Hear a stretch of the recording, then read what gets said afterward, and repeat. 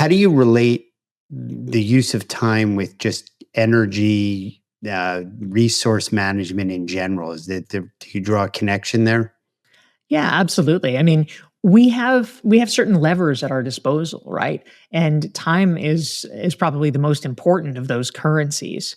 But we can kind of think about all the things we have, right? And when we're young or we're at the start of our career, we kind of have the time and effort currency in abundance, which is handy because we usually, for most of us, have money that is not in abundance, and so Right. okay, you're gonna do all this work and have all this effort, and it makes sense at those points, because the world is open. You don't know what's going to work, what isn't. Like, say yes to all the things. That's great. You have plenty of time. Great, I'll take that meeting. Great, I'll do that internship. I'll volunteer for this. Okay, and it's really a question of like, how do you start spinning things up because you're starting from zero professionally. Right. But a problem that many of us face is that you get 10, 20, 30 years into your career, and nobody has ever explicitly said, hey, you need to change your approach. Like, you need to start Right. doing things differently. Right. And so,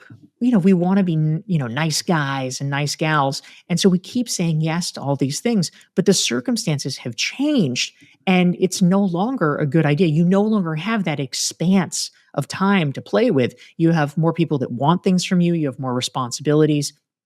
And you actually, by now, hopefully, in your career as a mid-career or late career professional, you know what's working. So you know what you want to be doing and spending your time on, but you don't have that abundance. You have to really make a very strategic choice and defend the boundaries of it, and start shifting the ratio where you're doing less and less of the inbound requests and more of a proactive, okay, I am choosing to focus here. And that's a shift that doesn't get talked about a lot, but is so important for us to operationalize. Otherwise, we are never actually going to have the careers and the impact that we want.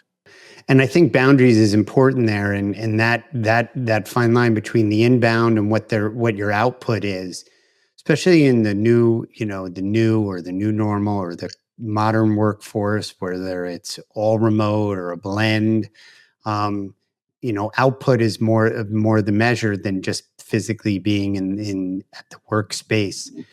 My sense is that our audience, which many are meeting professionals, business owners, can really relate to the boundaries, especially as you move along in your career. You're not at the ground floor and learning where it is that you put your flag in the ground.